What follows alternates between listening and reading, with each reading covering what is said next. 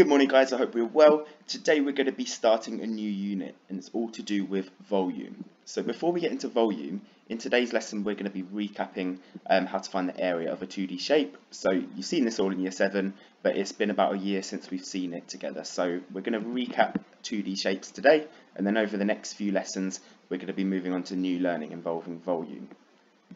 Okay, so let's start off by considering the area of these three shapes on our screen. So first of all, I have one strip of 5 squares. So I can say it's one lot of 5, and let's say each square has a length of 1 centimetre. So that means that I have 5 centimetres squared on my screen. Okay, so this rectangle, I now have 2 strips of 5 squares. So I have 2 lots of 5, which gives me 10 centimetres squared. And then this last one, well, I have 3 lots of 5 centimetres squared, which gives me 15 centimetres squared. So basically the quick way to find the area of a rectangle is multiply these two perpendicular lengths together. So I'm doing 5 times by 3. Okay, so to find the area of a rectangle, multiply the perpendicular lengths. Okay, so let's put this to the test. Okay, so how do I find the area of this shape? So pause the video if you need some time to think. Okay, so 7 multiplied by 5 gives me 35. My units are centimetres squared. Okay, so next question. So thinking back to rectangles, well, 2 lots of 5 gives me 10 centimetres squared. So that's the area of this rectangle. But what about this shape on our screen? Do we notice that this triangle on our screen, it's pretty much that rectangle above it, but cut in half. Right, so I'm doing 5 times by 2, but then cutting it in half, so I'm dividing it by 2. So 5 times by 2 and then half it gives me 5 centimetres squared. It's for this reason that to find the area of a triangle, all we need to do, multiply those perpendicular lengths and then half it. So base times height and then half it. Okay, so that's a very important formula that we need to know off by heart.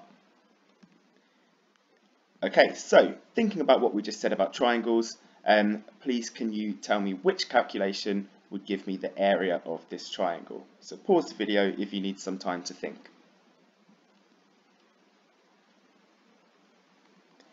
Okay, so first of all I need to multiply the base times by the height, so I'm doing 6 times by 4, and then because it's a triangle I need to remember to half it. So it's 4 times 6 or 6 times 4 and then divided by 2. So my answer is B. Can you think what the common mistake is on this type of question? Well, some people accidentally call this 10 centimetre length the height. That's not true. The height must be perpendicular to the base. By perpendicular, I mean it must be a right angle to the base. Okay, so next question. Please can you pause the video to give yourself a chance to think and tell me which of these calculations would give me the area of this triangle.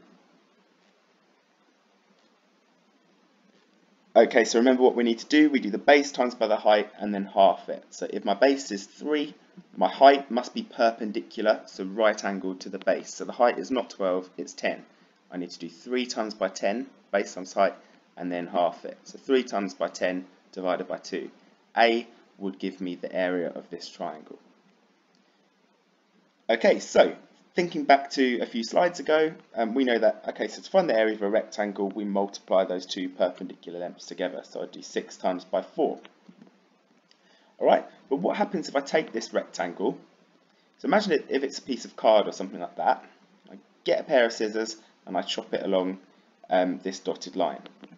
So I'm going to pull apart this corner of the rectangle and I'm going to move it and stick it on the end here. Well, what's the area of this parallelogram now? Well, would we agree that the area has not changed? All I've done, I've just cut off a corner and stuck it on the other side of the shape. There's no more or less space in the shape. The area has stayed exactly the same.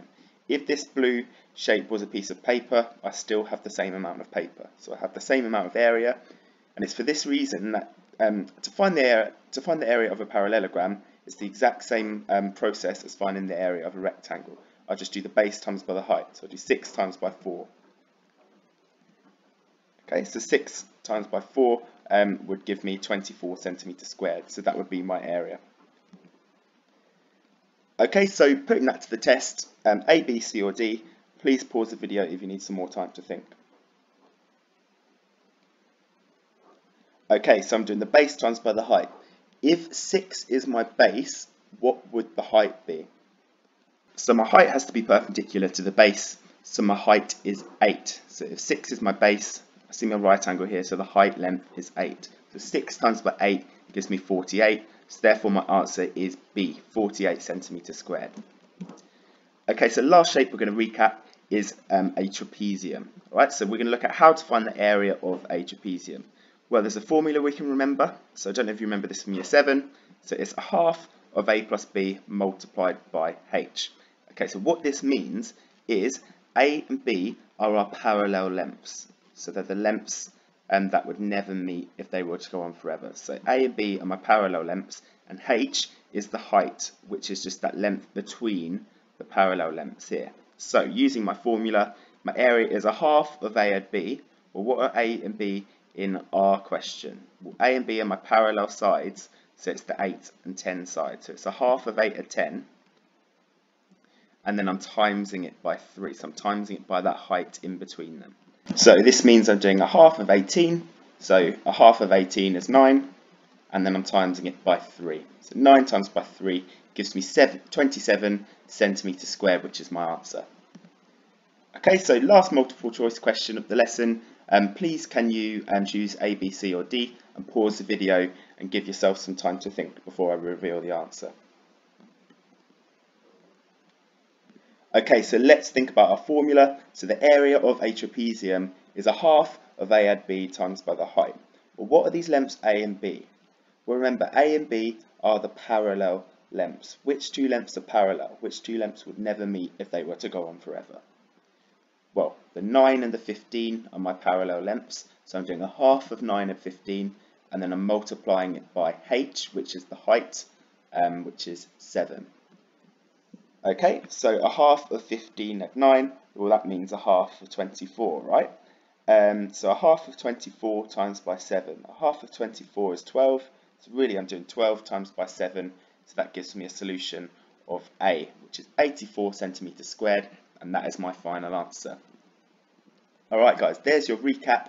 For your classwork today, I would like you to log into MathsWatch. As soon as you log in, you will find the top task on your list is a 2D shapes recap task. So please log in, and any problems, please just let me know. Thanks very much guys, good luck with the task.